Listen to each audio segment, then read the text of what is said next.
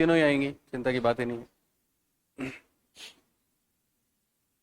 चलिए, तो क्या चल रहा था अपना पियाजे। पियाजे में कहां तक हुआ था? सेंसरी मोटर स्टेज 0 से 2 याद है आपको? उसकी 6 सब स्टेजेस याद है? बोलो। आज कोई नए हैं क्या? बेटा कहाँ थे, आया करो रोज, आया जाया करो। 6 सब स्टेजेस याद है?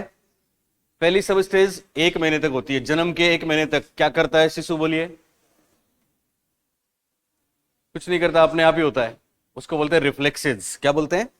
रिफ्लेक्सेस। सकिंग इसका एक एग्जांपल।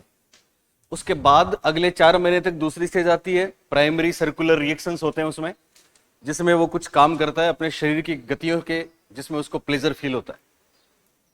उसके बाद फिर 4 से 8 महीने वाली सेकेंडरी सर्कुलर है, जिसमें आसपास के ऑब्जेक्ट्स के साथ खेलता है। यहाँ पे आपका वो झुंझुना बजाना है। फिर 8 से 12 वाली जो स्टेज है वो कोऑर्डिनेशन वाली स्टेज कहलाती है, जिसमें क्या होता है, पहली बार वस्तुओं को ढूंढने की कोशिश करता है। इसको बोलते हैं वस्तु स्थायित्व का की शुरुआत। फिर एक टर्सरी स्टेज है, जिसमें बच्चों को पियाजे ने क्या बोला? क्या बोला? कौन सा वैज्ञानिक बोला? यस, बच्चे नन्हे वैज्ञानिक हैं, इंग्लिश में लिटिल साइंटिस्ट हैं।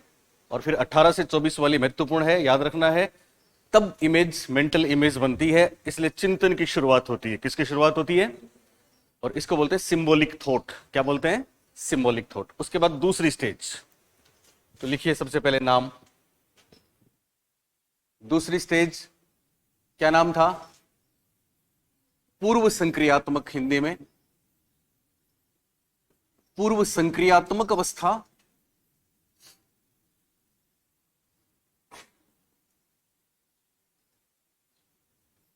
हिंदी में बहुत से नाम हो सकते हैं। प्राक चलन अवस्था,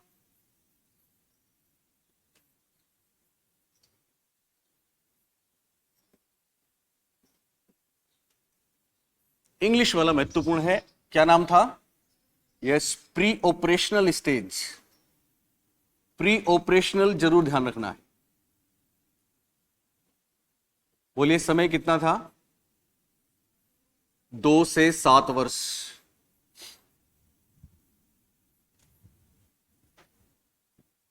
ओके।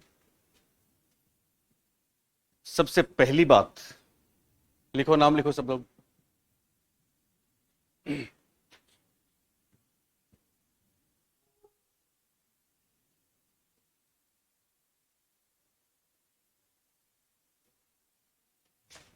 पानी पानी मेरे को भी दो।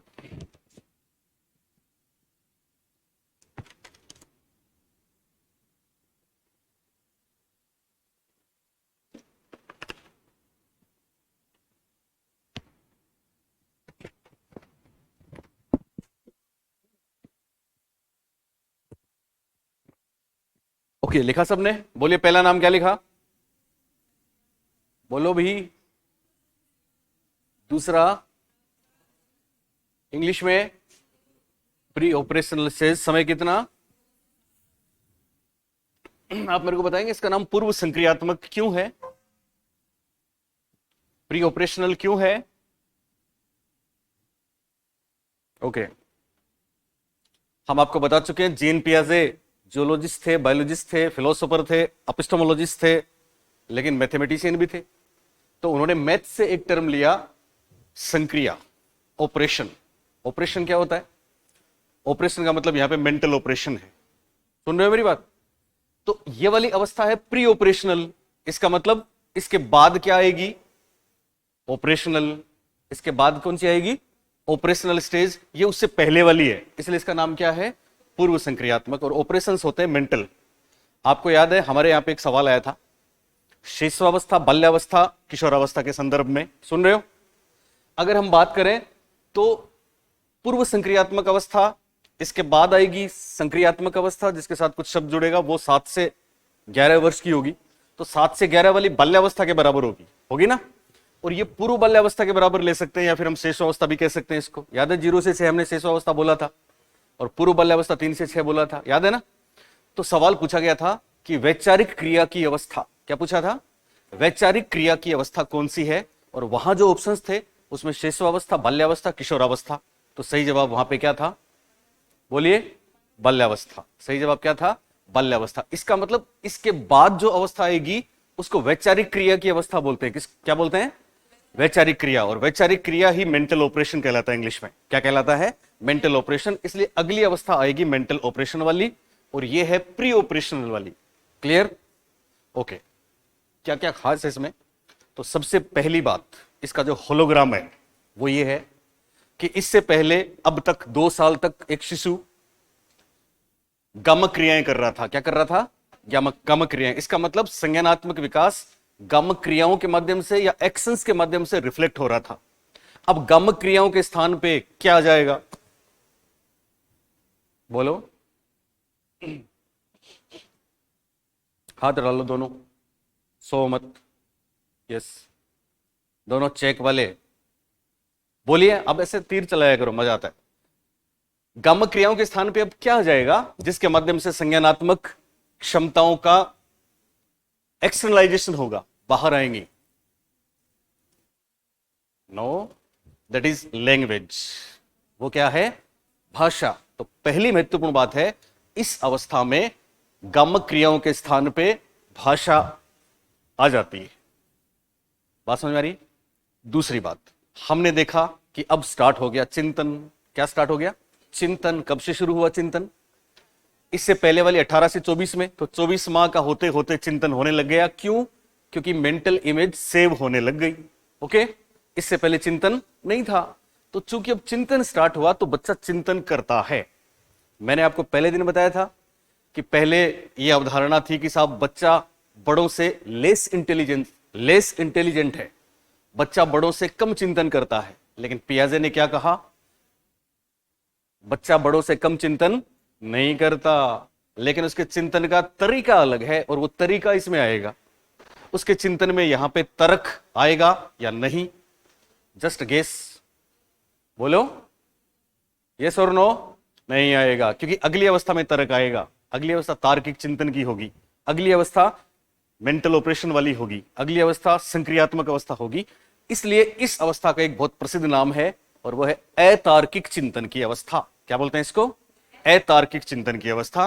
और पियाजे ने इस अवस्था वाले चिंतन को एक नाम दिया है, और वो है यस, जादुई चिंतन। क्या बोला? जादुई चिंतन, जिसको इंग्लिश में क्या बोलते हैं? Magical thinking. ये तमाम बातें परीक्षा में आई। तो लिखो आप पहली बात,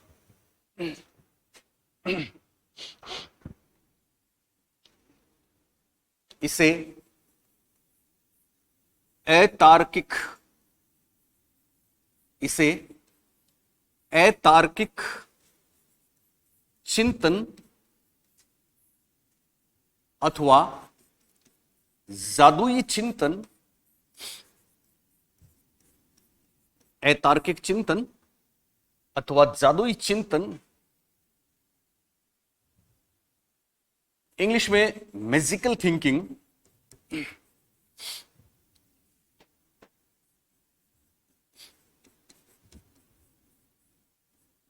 की अवस्था कहा जाता है।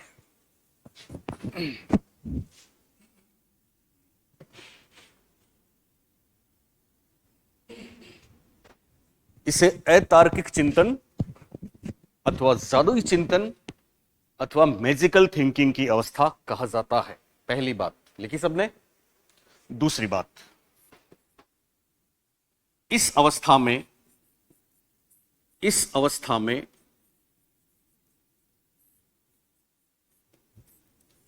गामक या पेशीय, इस अवस्था में गामक या पेशीय क्रियाओं के स्थान पर गामक अथवा पेशीय क्रियाओं के स्थान पर भाषा, लैंग्वेज आ जाती है। सिंपल बात, लेकिन बहुत खास बात।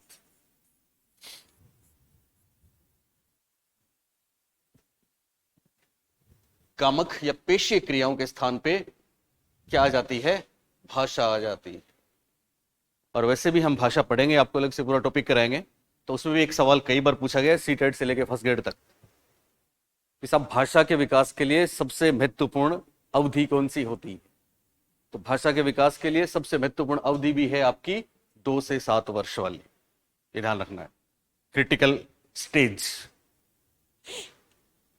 हालांकि भाषा के बारे में वाइगोत्स्की और पियाजे दोनों की तुलना करेंगे हम बाद में, तो आप जानोगे कि वाइगोत्स्की भाषा को महत्वपूर्ण मानते हैं पर पियाजे भाषा को महत्वपूर्ण नहीं मानते। पियाजे कहते हैं कि भाषा से संज्ञानात्मक विकास नहीं होता, बल्कि भाषा तो संज्ञानात्मक विकास को प्रकट करती है, उसको बाहर लाती है, एक्सटर्नलाइज करती है, पर भाषा यहां पे आ जाती है। दूसरी बात, हमने आपको एक बात बोली थी, याद हो तो, सिंबल याद है, उस दिन बात करी थी हमने। तो अब से पहले मेंटल इमेज थी नहीं, अब मेंटल इमेज बन गई। वास्तव में मेंटल इमेज वो ऑब्जेक्ट नहीं है, ऑब्जेक्ट तो कोई और है, पर मेंटल इमेज बच्चा बनाता है अपने दिमाग में, इसको बोलते हैं सिंबल या इसको बोलते हैं साइन। उसको वो कोई नाम देता है, नाम वर्ड्स में हो सकता है, नाम जेस्चर में हो सकता है, नाम किसी एक्शन में भी हो सकता है। ये तमाम बातें इस अवस्था में आएंगी, और वो तमाम बातें आप देखोगे कि इस तरह की हैं कि उनको हम रियलिस्टिक नहीं कह सकते, तार्किक नहीं कह सकते, इसलिए इस अवस्था को अतार्किक चिंतन की अवस्था बोला है। क्या क्या है वो बातें? 5 बेहद खास बातें, नीचे आप लिखिए। इस अवस्था की प्रमुख विशेषताएं, इस अवस्था की प्रमुख विशेषताएं, जिनमें 2 के बारे में तो आप बखूबी जानते हैं, हम आपको बता चुके हैं। इस अवस्था की प्रमुख विशेषताएं, और पहली है जीववाद। याद आया? यस, या सजीव चिंतन। लेकिन आपको याद रखना है इंग्लिश वाला, और वो कौन सा था? शाबाश, एनिमिज्म लिखना है।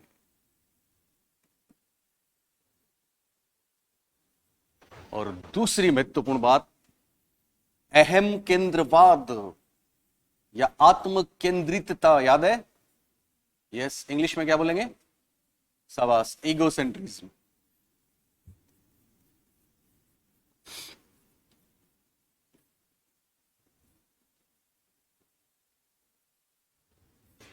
ये 2 बेहद खास बातें हैं पियाजे की, जो पूर्व बाल्यावस्था या शिशुअवस्था से रिलेटेड है।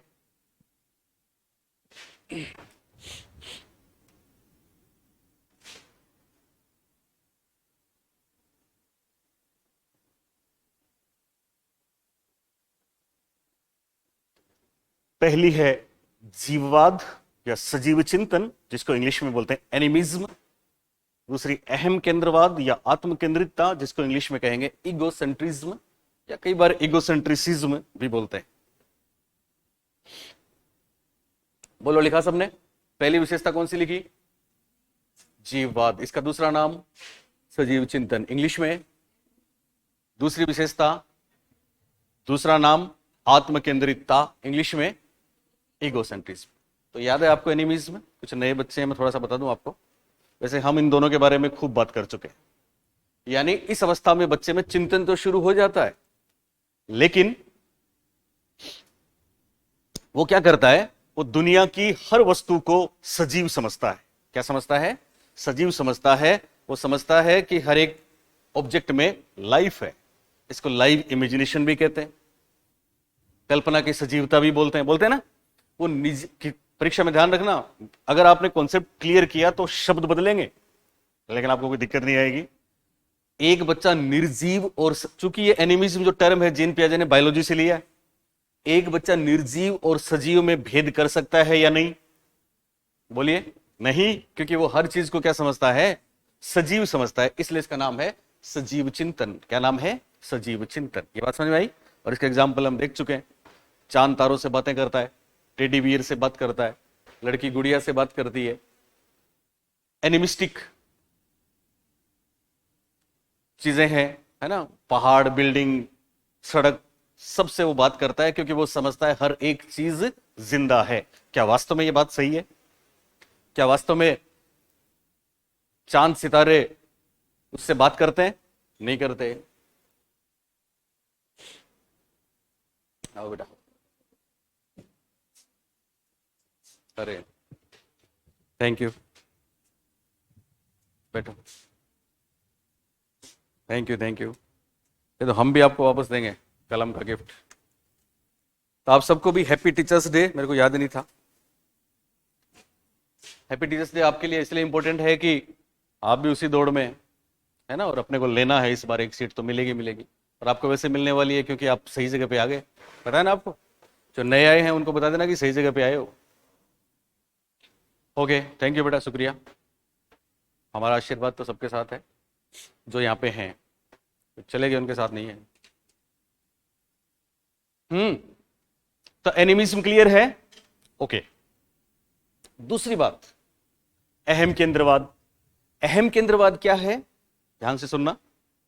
यहां बच्चा दुनिया को अपने नजरिए से देखता है और सामने वाले के पर्सपेक्टिव को नहीं समझता।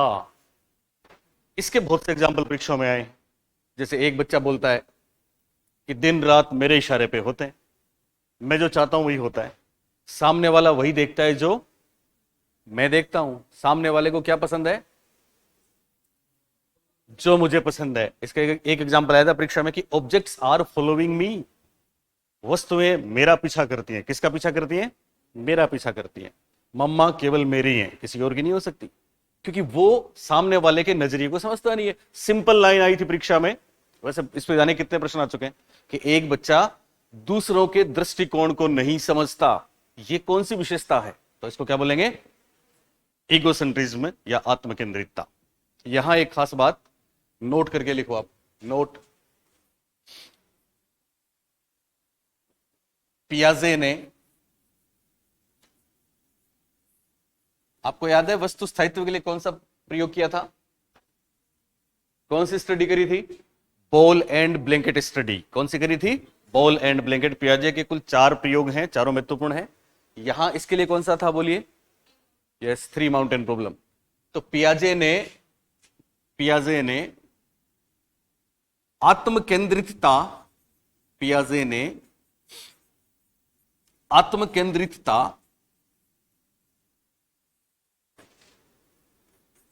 की जांच के लिए, आत्मकेंद्रितता की जांच के लिए 3 पर्वत समस्या, 3 पर्वत समस्या, इंग्लिश में भी लिखना है 3 माउंटेन्स प्रॉब्लम,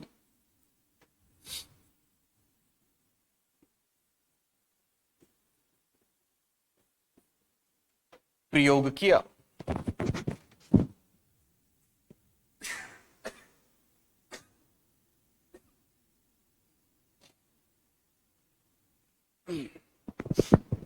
पियाजे ने आत्मकेंद्रितता के संबंध में कौन सा प्रयोग किया, हिंदी में क्या बोलेंगे, 3 पर्वत समस्या। कौन सी समस्या, 3 पर्वत समस्या। और इंग्लिश में कौन सी प्रॉब्लम, 3 माउंटेन्स प्रॉब्लम प्रयोग किया। इसके मैं आपको दिखाऊंगा, वो अभी बनाई नहीं है, कल दिखा देंगे। एक्चुअली क्या था, ये एक सिंपल पिक्चर है। 3D जानते हो, 3D क्या होता है, 3 डायमेंशनल। 3 डायमेंशनल की क्या विशेषता है, 3 डायमेंशनल रियल दिखता है, रियल दिखता है ना, रियल। तो 3D एक पिक्चर है जिसमें 3 पर्वत है। सुन रहे हो आप, एक पर्वत है, इधर एक दूसरा पर्वत है, इधर एक, यूं 3 पर्वत है। अब इस साइड में 3D है तो एकदम रियल दिखता है, एक बड़ा है, 2 आगे वाले छोटे हैं। लेकिन इधर से देखें तो आगे वाले 2 छोटे हैं और पीछे वाला एक बड़ा है। सुन रहे हो ना मेरी बात। तो एक बच्चे को इस साइड में बैठा दिया और उसके सामने ल्यूसीन को बैठाया था उन्होंने। ल्यूसीन को इधर बैठाया और उधर डोल को बैठा दिया, एक गुड़िया को इधर बैठाया। तो ल्यूसीन से पूछा, ल्यूसीन आपको क्या दिख रहा है।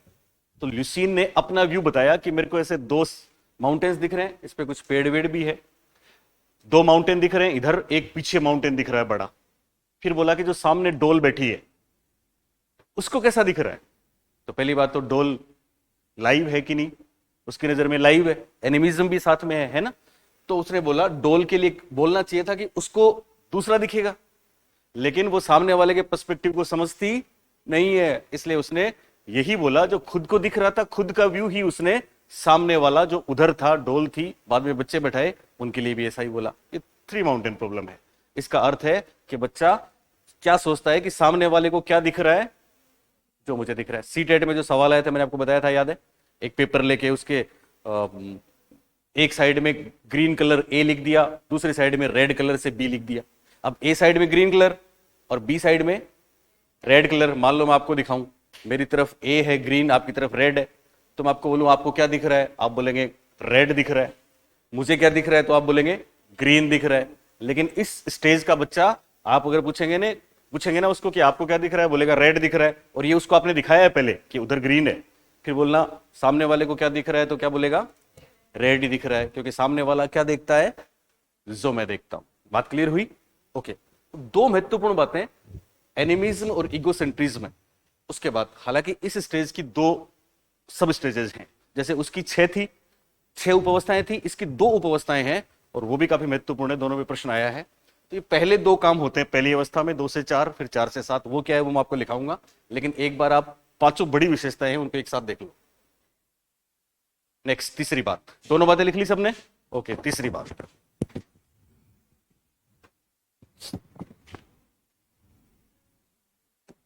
और वो है प्रतीकात्मक प्रक्रिया।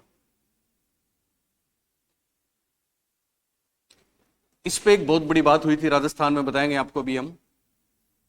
या प्रतीकात्मक चिंतन, इंग्लिश में सिंबॉलिक थॉट या सिंबॉलिक प्रोसेस। सिंबॉलिक प्रोसेस,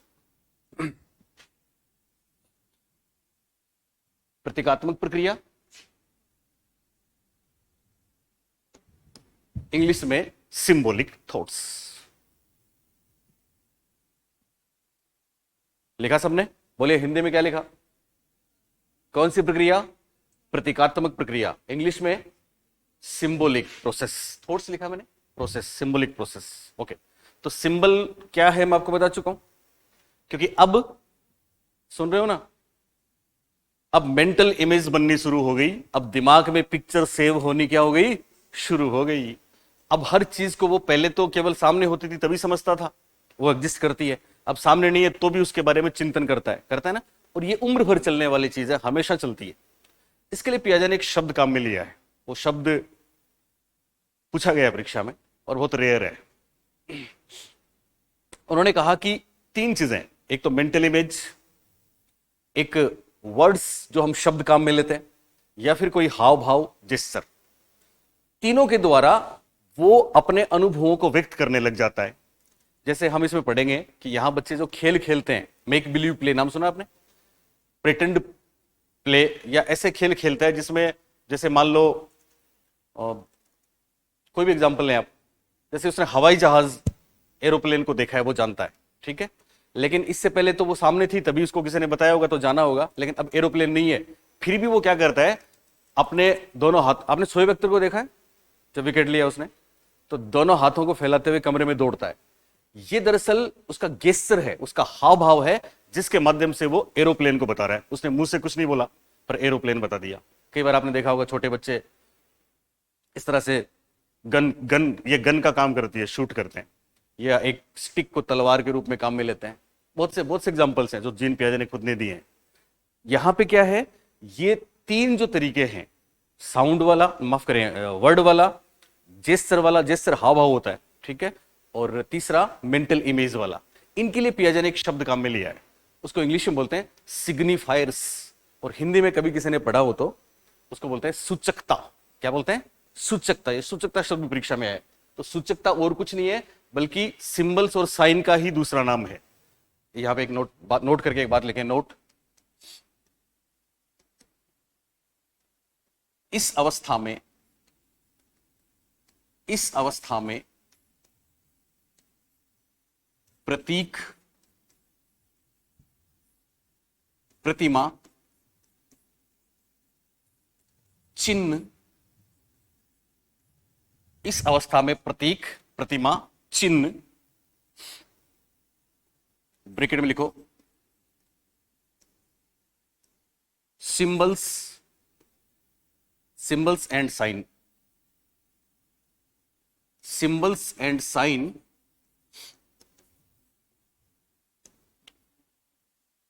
इसके अलावा शब्द वर्ड्स, शब्द वर्ड्स, इसके अलावा एक्सप्रेशंस होते हैं, हाव भाव कर सकते हैं आप, हाव भाव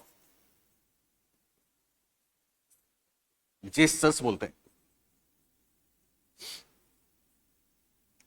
आदि के माध्यम से इस अवस्था में प्रतीक, प्रतिमा, चिन्ह, शब्द, हाव भाव, इंग्लिश वाले लिखने हैं सबको, symbols and sign, words, gestures आदि के माध्यम से, आदि के माध्यम से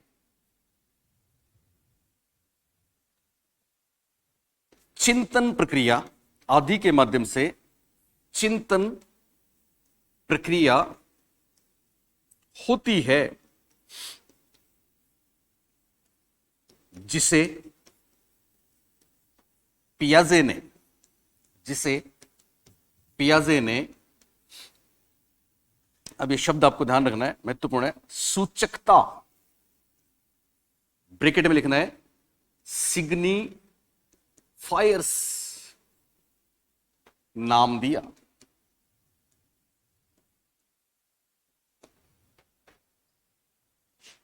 इस अवस्था में प्रतीक, प्रतिमा, चिन्ह, शब्द, हाव भाव, इंग्लिश में सिंबल्स, साइन, वर्ड्स, गेस्चर्स आदि के माध्यम से चिंतन प्रक्रिया होती है, जिसको पियाजे ने सूचकता नाम दिया। गारंटी नहीं है परीक्षा में सूचकता मिले, पर गारंटी है सिग्निफायर्स मिलेगा।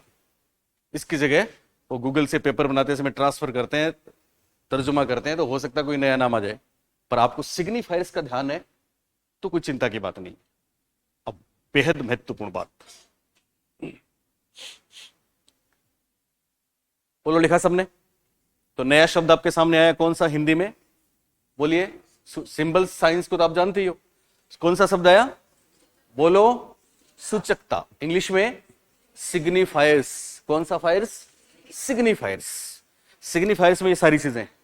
अब खास बात और बहुत महत्वपूर्ण बात सुने, सुन रहे हो?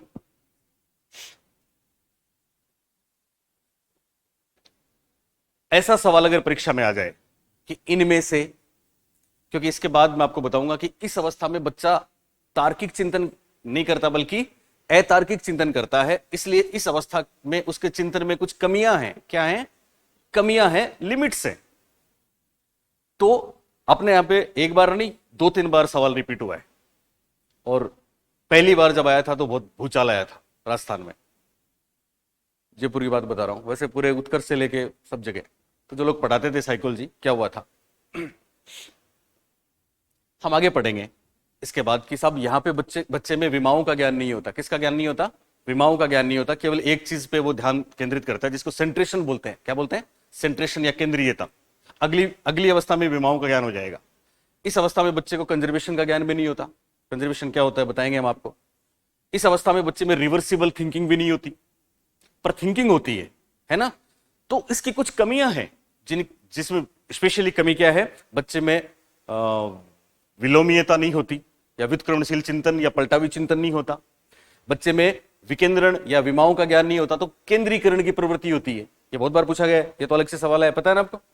और इस अवस्था में बच्चे में संरक्षण या कंजर्वेशन का ज्ञान भी नहीं होता, इसलिए ना तो वो क्लासिफिकेशन कर सकता है, ना सीरिएशन कर सकता है, क्रम से नहीं लगा सकता। ये सारे काम होंगे अगली अवस्था में। तो ये इसकी कुछ कमियां हैं। क्या है? कमियां। और कमियों को हम सीमाएं बोलते हैं, लिमिटेशन बोलते हैं। सुन रहे हो मेरी बात? अब परीक्षा में सवाल पूछा गया था, क्या पूछा गया था कि इनमें से कौन सी प्री ऑपरेशनल अवस्था की विशेषता नहीं है? सुनना, इनमें से कौन सी प्री ऑपरेशनल अवस्था की विशेषता नहीं है? पहला ऑप्शन था एनिमिज्म, ऐसा ही लिखा था। दूसरा ऑप्शन था इगोसेंट्रिज्म। तीसरा ऑप्शन था सिंबॉलिक प्रोसेस, और चौथा ऑप्शन था गोल डायरेक्टेड बिहेवियर। चौथा ऑप्शन था लक्ष्य निर्देशित व्यवहार। अगर आपके सामने ऐसा सवाल है कि कौन सी प्री ऑपरेशनल अवस्था की विशेषता नहीं है। और ये चार ऑप्शन आए, एनिमिज्म, इगोसेंट्रिज्म, सिंबॉलिक प्रोसेस और गोल ओरिएंटेड व्यवहार बिहेवियर, तो क्या करेंगे बोलो? यस, हम करेंगे गोल ओरिएंटेड बिहेवियर। क्या करेंगे? लक्ष्य निर्देशित व्यवहार करेंगे। क्यों करेंगे?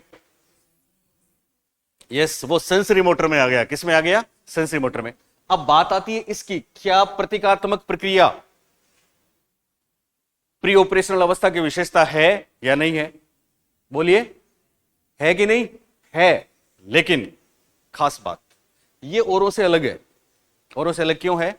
क्योंकि ये सिंबॉलिक प्रोसेस आज भी हम करते हैं। आज भी जो सामने नहीं है उसके बारे में हम इमेज बनाते हैं। आज भी कोई इमेज हमारे दिमाग में बनी तो उसके लिए कोई शब्द हम काम में लेते हैं ना। ये जीवन भर चलता है और ये उसकी लिमिट नहीं है, ये उसकी कमी नहीं है।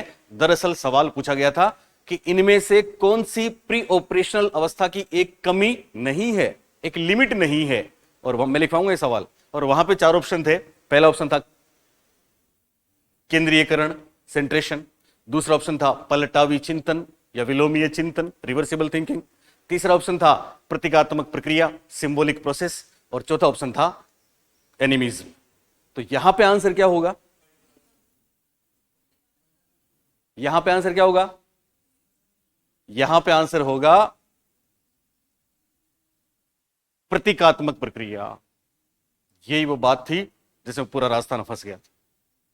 मतलब प्रतीकात्मक प्रक्रिया इस अवस्था की विशेषता है या नहीं, तब तो हमको बोलना है विशेषता है। पर कमी है या नहीं, तो हमको बोलना है कमी नहीं है। क्योंकि ये अच्छी बात है, बाकी तीनों खराब बातें। बात समझ आ रही है आपको? मैं लिखवाऊंगा ये सवाल। और अभी आधी स्टेज ही हुई है, इसलिए आपको थोड़ा कम समझ में आया होगा। ये इसकी विशेषता तो है पर ये कमी नहीं है। एनिमिज्म इसकी विशेषता तो है पर वो एनिमिज्म कमी है। इगोसेंट्रिज्म इसकी विशेषता तो है पर वो चिंतन की एक कमी है। इसी तरह से आगे तीन बातें आएंगी, वो इस अवस्था की विशेषता भी नहीं है, कमी है। बात समझ में आ रही है? तो प्रतीकात्मक प्रक्रिया में बहुत बढ़िया बात आई थी। क्या है वो बात, वो करेंगे हम। उससे पहले मैं आपको दो बातें और बता दूं। दो बातें और लिखो, फिर बात करेंगे। चौथी बात, चौथी विशेषता। पहली विशेषता क्या लिखी? एनिमिज्म। अब अभी आएगा, समझ लोगे सब। अभी देखना, पहली विशेषता क्या थी? 2 मिनट में आ जाएगी आपके बात। पहली विशेषता एनिमिज्म, दूसरी इगोसेंट्रिज्म, तीसरी सिंबॉलिक प्रोसेस, हिंदी में प्रतीकात्मक प्रक्रिया। चौथी विशेषता, चौथी विशेषता यहां पे है स्वनिर्मित भाषा। स्वनिर्मित भाषा, स्वनिर्मित भाषा। इसको पियाजे ने एक तो टेलीग्राफिक भाषा बोला है। टेलीग्राफिक भाषा, हाँ नहीं, बाहर नहीं आऊंगा। टेलीग्राफिक भाषा बोला, तार वाली भाषा बोला, और एक पियाजे ने इसके लिए एक शब्द काम में लिया, मोनोलॉग। Monologue, monologue.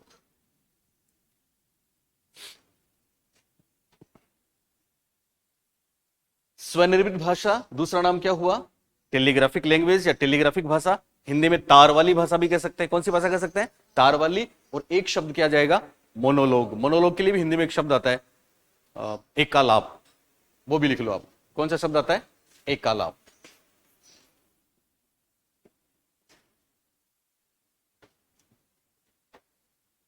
तो देखो क्या होता है, चूंकि बच्चा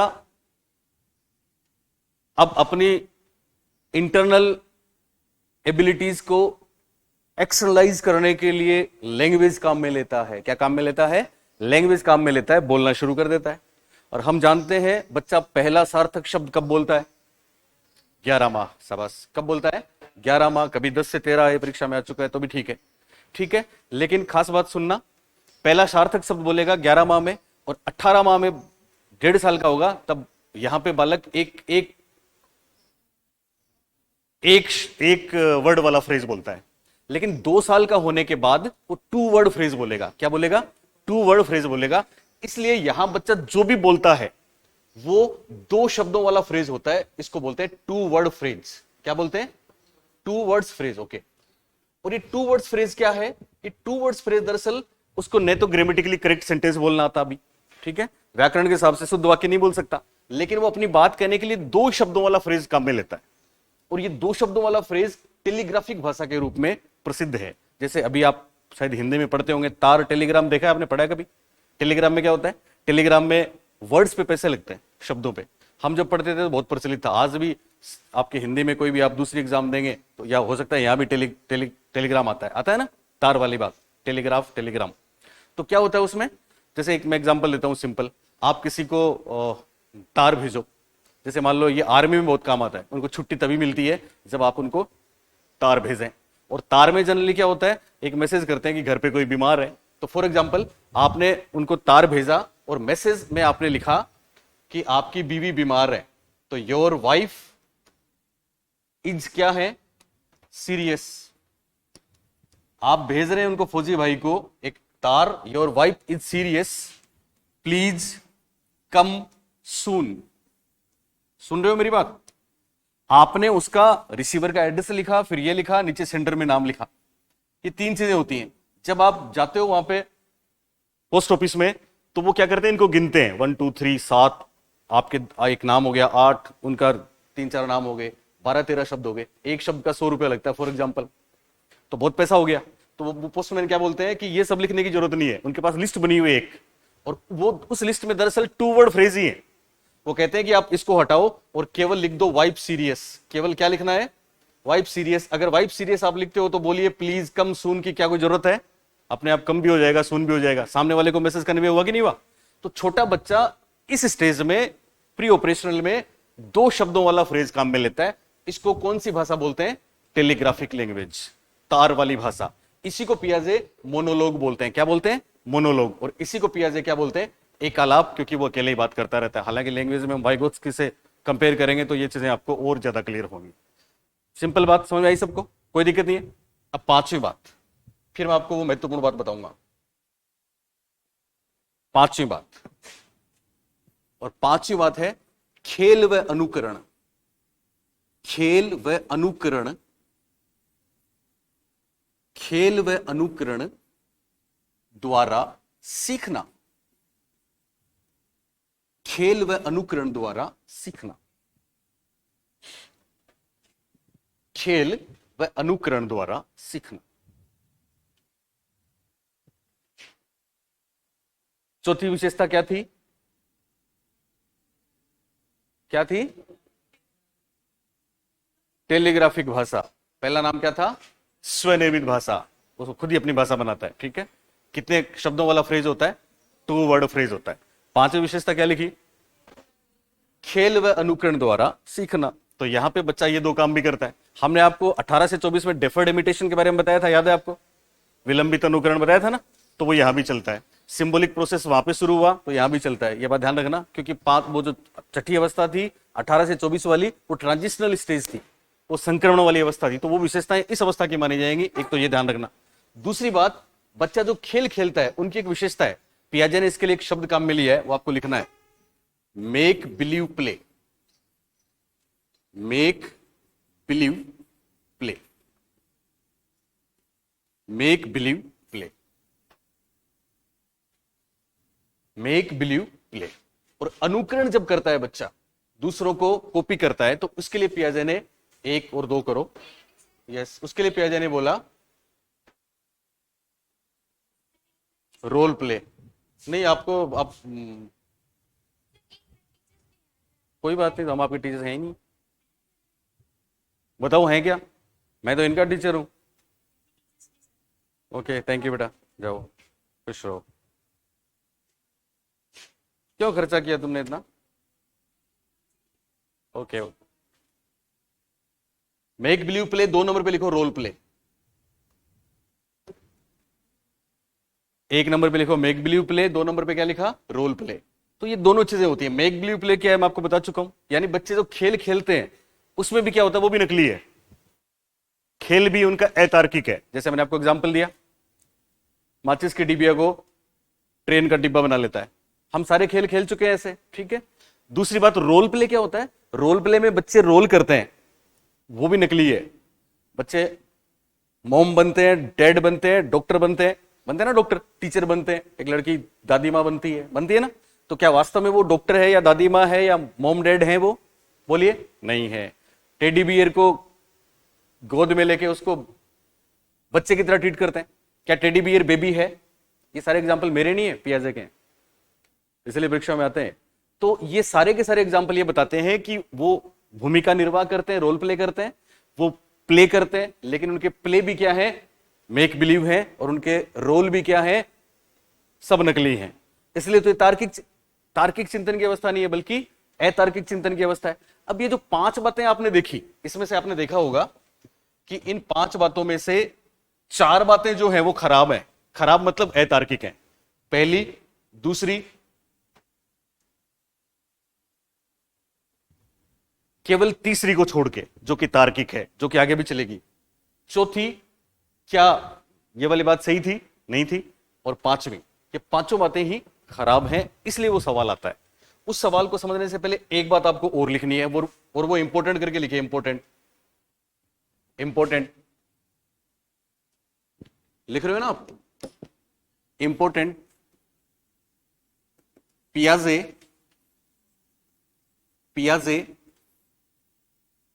प्री ऑपरेशनल, ऐसा लिखना, प्री ऑपरेशनल पियाजे प्री ऑपरेशनल अवस्था को, पियाजे प्री ऑपरेशनल अवस्था को पुनः 2 भागों में बांटते हैं।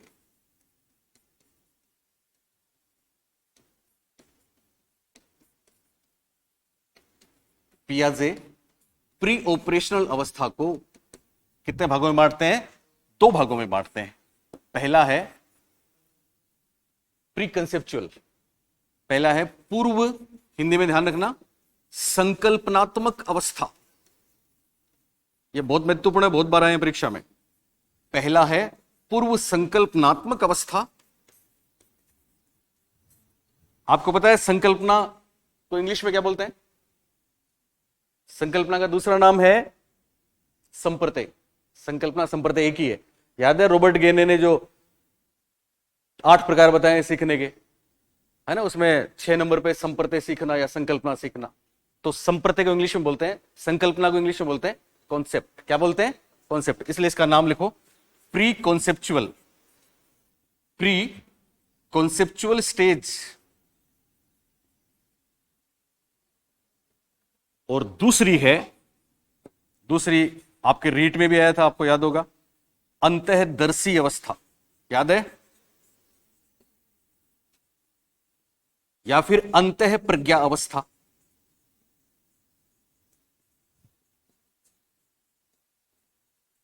इंग्लिश में बोलिए अंतःदर्शी, अंतः प्रज्ञा को क्या बोलते हैं? यस, इंट्यूटिव या इंट्यूटिव स्टेज। आई लगता है बीच में। ध्यान रखना, पहले वाली जो है उसका समय है 2 से 4 वर्ष, और इसका समय है 4 से 7 वर्ष। हम जानते हैं प्री ऑपरेशनल जो अवस्था है उसका पूरा टाइम कितना है? 2 से 7। कितना है? 2 से 7, है ना? इसलिए इसके 2 भाग कर दिए, एक पूर्व संकल्पनात्मक अवस्था और एक अंतःदर्शी या अंतः प्रज्ञा अवस्था। यहां वो महत्वपूर्ण बात आएगी, ध्यान से समझना। उसको पूरा करेंगे ना, उसके बाद जाना है। लिखा सबने? बोलिए प्री ऑपरेशनल अवस्था के कितने भाग? 2 भाग किए। किसने? पियाजे ने। पहला भाग कौन सा? पूर्व संकल्पनात्मक अवस्था। इसको इंग्लिश में क्या बोलेंगे? Pre conceptual stage. समय कितना? 2 से 4 वर्ष।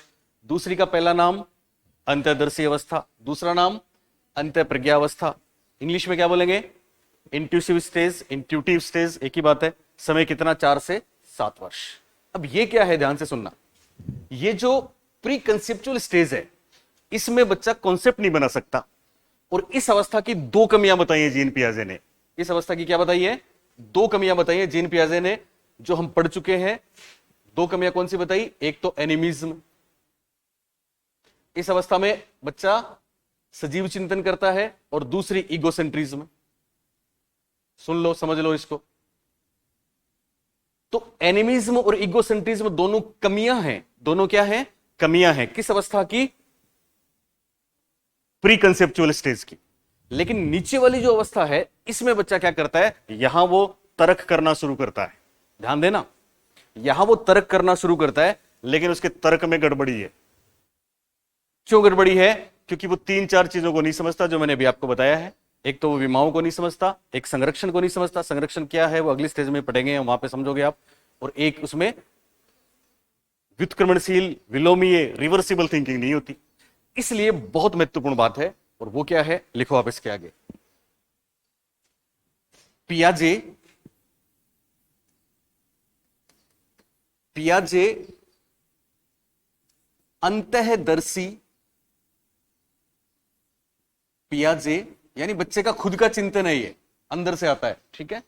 पियाजे अंतःदर्शी चिंतन की तीन प्रमुख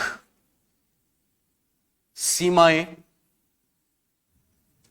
पियाजे अंतःदर्शी चिंतन की तीन प्रमुख सीमाएं अथवा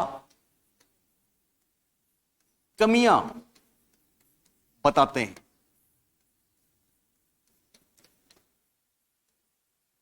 कमियां बताते हैं। एक नंबर, केंद्रीयकरण, इंग्लिश में लिखना है सेंट्रेशन। दो नंबर,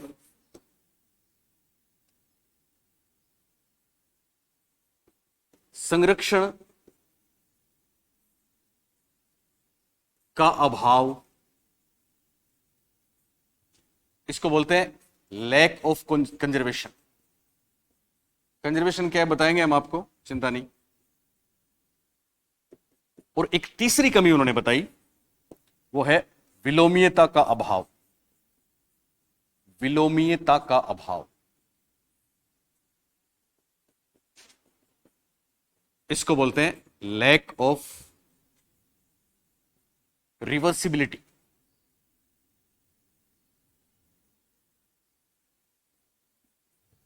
विलोमीयता का अभाव, लैक ऑफ रिवर्सिबिलिटी।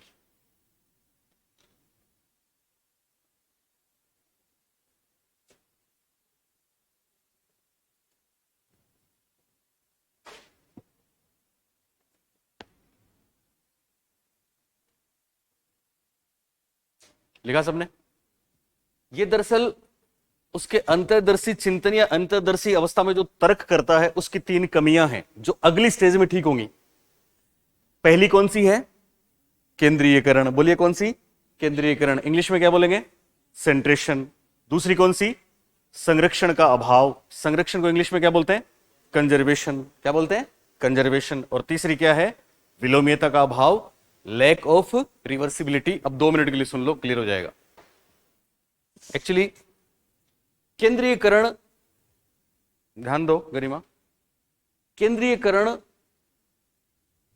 किसका विपरीत है? जवाब है विकेंद्रण का। किसका? विकेंद्रण का। तो केंद्रीयकरण को हम विकेंद्रण का अभाव भी कह सकते हैं। और विकेंद्रण क्या है? विमाओं को बोलते हैं। विकेंद्रण किसको बोलते हैं? विमाओं को। तो इस स्टेज में बच्चे के चिंतन में, उसके तर्क में विमाएं नहीं होती। क्या नहीं होती? विमाएं नहीं होती। इसलिए वो एक ही चीज पे फोकस करता है। विमाएं क्या होती हैं? विमाएं किसको बोलते हैं? यूजर? यस, लंबाई, चौड़ाई, ऊंचाई, रंग, वजन, भार, इन सबको बोलते हैं विमाएं। क्या बोलते हैं? इंग्लिश में बोलते हैं डायमेंशन। क्या बोलते हैं? डायमेंशन। अगली स्टेज में आएगा डिटेल में। तो यहां बच्चे में डायमेंशन नहीं, बच्चे को डायमेंशन का ज्ञान नहीं होता, इसलिए वो एक ही चीज पे ध्यान देता है, इसलिए उसका तर्क गलत हो जाता है। जैसे कोई भी एग्जांपल लें, जैसे ये वाला बोर्ड है, दिख रहा है आपको?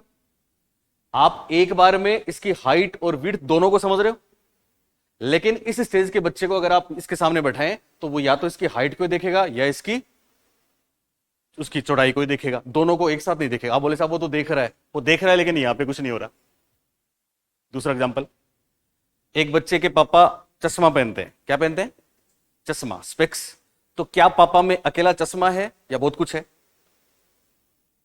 बोलिए, जाने क्या क्या है, कौन कौन सी बीमारियां हैं, बहुत कुछ है ना। लेकिन इस स्टेज के बच्चे को अगर उसके पापा स्पेक्स पहनते हैं तो किसी भी व्यक्ति को जिसने चश्मा पहना हुआ है वो उसको बोलेगा पापा। उसको क्या बोलेगा? क्यों बोलेगा? क्योंकि वो चश्मे के अलावा दूसरी चीजों पे ध्यान नहीं लगा सकता। एक चीज पकड़ ली उसने तो बोलेगा पापा। अगली स्टेज में वो देखेगा ये मेरे पापा नहीं है, क्योंकि मेरे पापा में तो दूसरी चीजें हैं जो इसमें नहीं है। बात समझ में आ रही है? इसको केंद्रीकरण बोलते हैं। हाँ हाँ, ट्रांसडक्टिव रीजनिंग एक शब्द आता है, मैं बता दूंगा आपको, वो भी मेरा ही लिखा हुआ है राजस्थान में। ये transductive conclusion, actually transductive conclusion क्या है सुने आप। एक बच्चे की, कोई भी एक बच्चे की मां साड़ी पहनती है तो आप उसको साड़ी वाली महिला की फोटो दिखाना, वो बोलता है मम्मा, बोलता है। कोई भी एग्जांपल, दो चुटिया वाली दीदी है उसकी, तो दो चुटिया वाली किसी लड़की की फोटो दिखाना, वो क्या बोलेगा? दीदी। क्या बोलेगा? दीदी। क्यों बोलेगा ऐसा? क्योंकि उसको केवल एक ही विमा पे समझ आता है, उसको दूसरी विमाओं का ज्ञान नहीं होता। ये बात क्लियर है सबको? ये एक बात। दूसरी बात है संरक्षण। तो संरक्षण क्या होता है? सुनना, सुन रहे हो? संरक्षण का मतलब होता है कि किसी भी ऑब्जेक्ट में उसके अंदर जो इंग्रेडिएंट्स होते हैं, उसके अंदर जो मात्राएं होती है, मटेरियल होता है अंदर जो भी है, हम उसमें कोई बदलाव ना करें, बाहर से उसका शेप बदल दें, साइज बदल दें। तो बच्चा, इस स्टेज का बच्चा है, वो इस बात को नहीं समझता कि साहब ये वही है क्या, वो समझता है ये अलग है। जैसे इसका एग्जाम्पल सुनना, बहुत से एग्जाम्पल्स हैं। एक एग्जाम्पल तो आपने वो ग्लास वाला तो सबने सुना होगा, सुना है ना। इसके लिए पियाजे ने एक प्रयोग भी किया था, मैं आपको बता दूं। पियाजे ने क्या प्रयोग किया था? पियाजे ने अपने बच्चों के सामने 5 कॉइन रखे थे। कितने कॉइन? ये 5। ठीक ऐसे ही कॉइन यहां पे ऐसे रखे और 5 कॉइन दूसरी रो में इस तरह से रख दिए, बीच में गैप कर दिया। आपको कोई पूछ ले कि दोनों में किस में कॉइन्स ज्यादा है, तो क्या बोलेंगे? बोलिए, बराबर है। शेप बदल गया, साइज बदल गई, लेकिन अंदर के इंग्रेडिएंट्स में कोई फर्क पड़ा? अंदर के मसाले में, मात्रा में, यूनिट्स में कोई फर्क पड़ा? नहीं पड़ा ना। लेकिन आप इस एज के बच्चे को बोलेंगे कि किस में सिक्कों की संख्या ज्यादा है, तो क्या बोलेगा? इसमें ज्यादा है। आपने क्यों बता दिया? क्योंकि यही तो खास बात है पियाजे की, कि ये सारी जो स्थितियां हैं वो सीखनी नहीं है, ये तो डेवलपमेंट के साथ अपने आप आती है ना। तो यहां पे ध्यान रखना है, हम इस बात को जानते हैं लेकिन बच्चा बोलेगा इसमें ज्यादा है। और इसका एग्जाम्पल आपने जरूर देखा होगा, जब आप छोटे थे तो आपको पता नहीं था, क्योंकि आपके घर में इस तरह से एक गिलास था। बोलिए, ऐसा एक गिलास था, आपके घर में ऐसा भी एक गिलास था। अगर कोई पेय पदार्थ इसमें डाला जाए, आपके हिस्से में इतना ही आता है साहब, अगर वो इसमें डालें तो ये भर जाता है। आपसे पूछा कौन सा लेंगे, तो आपने क्या बोला? ये लेंगे। क्यों बोला ऐसा? क्योंकि आपकी संज्ञानात्मक क्षमता में था कि इसमें ज्यादा आता है। क्या गलती हुई? सेंट्रेशन। क्या गलती हुई? विमाओं का ज्ञान नहीं था। विमाएं क्या थी? इसकी आपने हाइट देखी, इसकी हाइट देखी, आपको चौड़ाई भी देखनी चाहिए थी, लेकिन चौड़ाई पे तो ध्यान गया ही नहीं, केवल हाइट पे ध्यान गया, लंबाई पे ध्यान गया, और हम समझे कि इसमें क्या आता है? ज्यादा। ये एक तरीके से लेक ऑफ कंजर्वेशन है। ये दोनों चीजें जुड़ी हुई है। रिवर्सिबिलिटी भी ऐसी ही बात है। तो दरअसल वो जो सवाल पूछा गया था कि ये तीनों चीजें, अभी मैंने जो आपको बताई, ये आएंगी अगली स्टेज में। इस अवस्था में ये तीनों चीजें नहीं होती। विमाओं का ज्ञान नहीं होता, विकेंद्रण का ज्ञान नहीं होता, संरक्षण का ज्ञान नहीं होता, और विपरीत चिंतन, रिवर्सिबिलिटी भी नहीं होती। रिवर्सिबिलिटी क्या है मैं अगली स्टेज में बताऊंगा। इसलिए वो सवाल आया था, आप नोट करके उसको लिखें आज की आखिरी बात के रूप में। लेकिन नोट, अब अंत्यदर्शी अवस्था भी आ सकता है, प्री ऑपरेशनल भी आ सकता है, बात तो एक ही है। तो आप लिखें नोट। एक प्रश्न है, पियाजे के अनुसार, ऑप्शंस कोई भी दे सकता हूं मैं, अभी मैंने दिए ना आपको। पियाजे के अनुसार प्री ऑपरेशनल, पियाजे के अनुसार प्री ऑपरेशनल अवस्था की सीमा या कमी या लिमिट नहीं है, पियाजे के अनुसार प्री ऑपरेशनल अवस्था की सीमा या लिमिट नहीं है। एक नंबर केंद्रीयता सेंट्रेशन, 2 नंबर प्रतीकात्मक प्रक्रिया,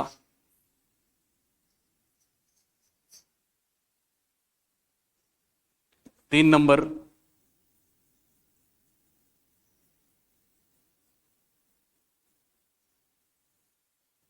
विलोमीयता, 4 नंबर एनिमीज।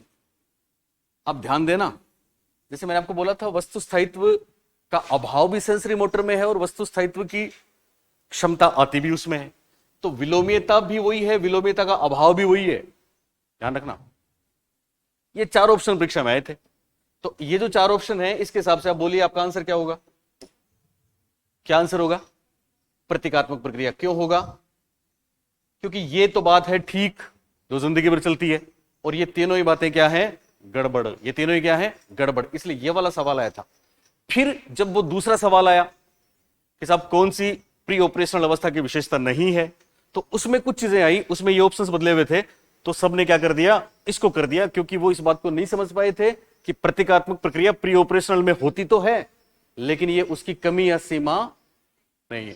Thank you.